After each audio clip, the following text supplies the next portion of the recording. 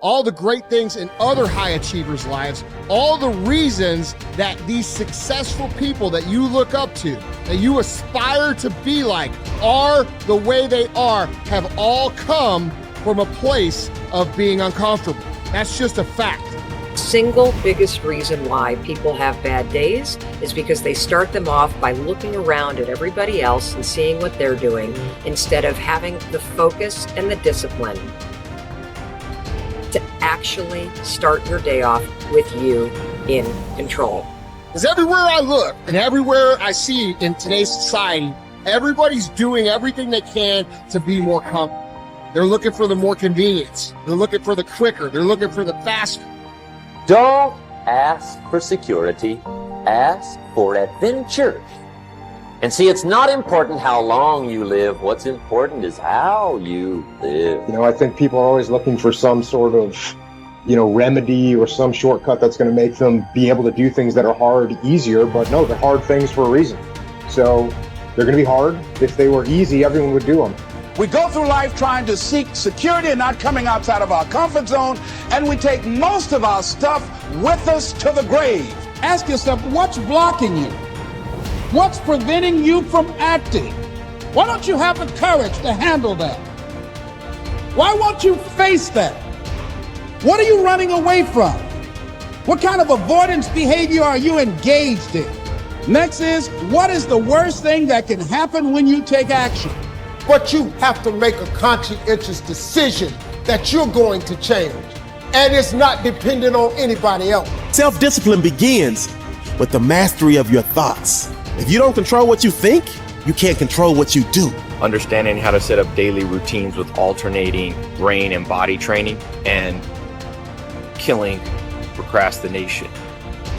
Each and every day that you are breathing in this world, each and every day that you are doing something in this world, you should be focusing on getting better, not worse.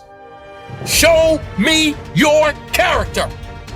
Remain disciplined. Stay strong. When it all seems hopeless, keep plugging away. Nothing can stop you if you don't stop for anything. Don't stop for anything. Never break your discipline. Remain faithful to yourself and your vision. You should be understanding that, hey, I can't be this same person on a day in, day out type of way. I got to keep focusing and going further and going harder and going stronger and pushing myself until there's nothing else left to push forward. Okay, so let's say you pick a level of competition where you're always winning.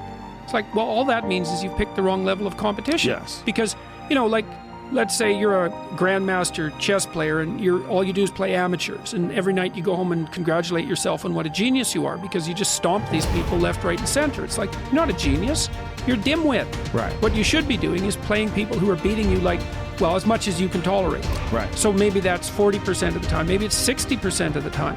But that way, because to be a winner, you want to be disciplined, you want to know what you're doing, and then you want to be on the edge where your skills are being developed. And if you're going to be on the edge where your skills are going to be developed, you're at a place where losing is always a possibility, because otherwise you're not pushing yourself beyond your current capacity. And so one of the things that I've outlined in 12 Rules for Life is a theory of meaning. Because meaning, as far as I'm concerned, the sense of meaningful engagement is the antidote to malevolence and suffering, essentially. Because you want to have a life that's so engaging that you think, despite the fact that I'm limited and that we're mortal and that life is tragedy and there's evil in the world, despite all that, this is worth doing. And I think that there's a technical meaning that genuinely exists, and that's the meaning that you get when you're in a domain where you have some discipline and some skill. So you're laying out your competence and your ability, but you're simultaneously pushing yourself to develop past where you are. That's really engrossing. What that is doing is expanding your competence. And so life is suffering and betrayal in many senses of the word. But you can adopt a way of traversing through life that is more powerful than the tragedy and the malevolence. It is hard to have the success you want. It's hard to have a jet and freedom and extra houses.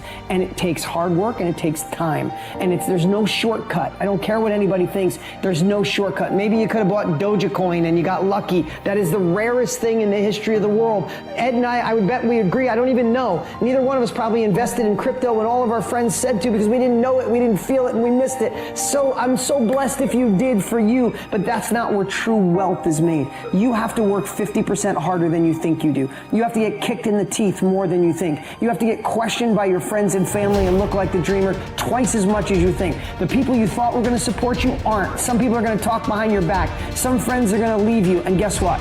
It's worth every freaking penny. It's worth every moment, every disappointment. There was a gentleman named David Kekich. I met him. He was paralyzed from the neck down. And not always paralyzed. I think it was a jogging car accident. And he had these Kekich credos. It was like a business card that folded out. And one of his Kekich credos, to make him positive, most positive guy you ever met, couldn't move anything below his neck, one of them was, living the hard way is easy, and living the easy way is hard.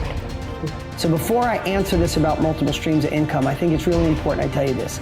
Living the hard way makes it easy. I could blame a lot of people. And that's the book I was reading.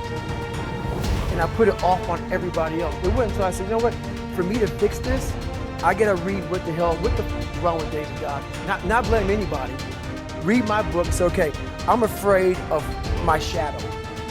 How can I overcome that? Go in the military, get your ass kicked, do things you hate to do, be uncomfortable every day of your life. Roger that. I'm not the smartest kid in the world. Okay.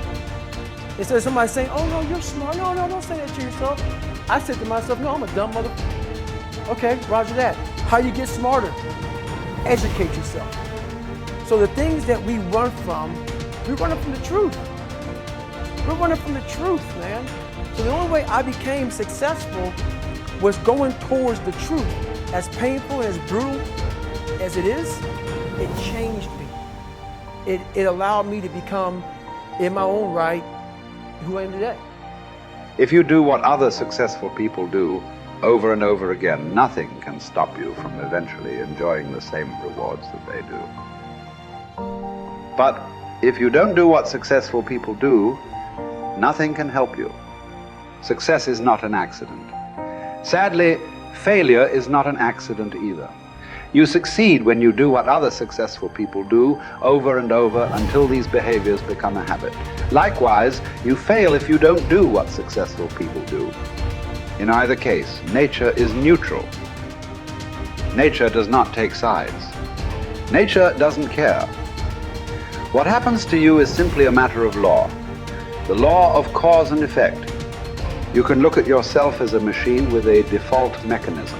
Your default mechanism is the almost irresistible attraction of the expediency factor. In the absence of self-discipline, your default mechanism goes off automatically. This is the main cause of underachievement and the failure to realize your true potential.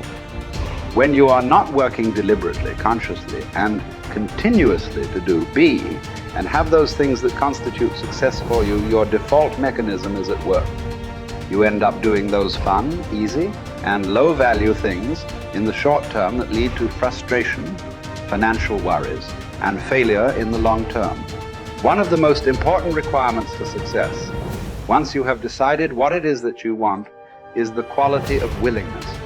Successful people are willing to pay the price, whatever it is and for as long as it takes, until they achieve the results they desire. Everyone wants to be successful. Everyone wants to be healthy, happy, thin, and rich. But most people are not willing to pay the price. Occasionally, they may be willing to pay the price, but they are not willing to pay the whole price. They always hold back. They always have some excuse or rationalization for not disciplining themselves to do everything that they need to do to achieve their goal. How can you tell when you have paid the full price of success? It's simple. Look around you. There it is. You can always tell how much of the price of success you have paid by looking at your current lifestyle and your bank account. By the law of correspondence, Your outer world will, like a mirror, always reflect the person you are and the price you have paid on the inside.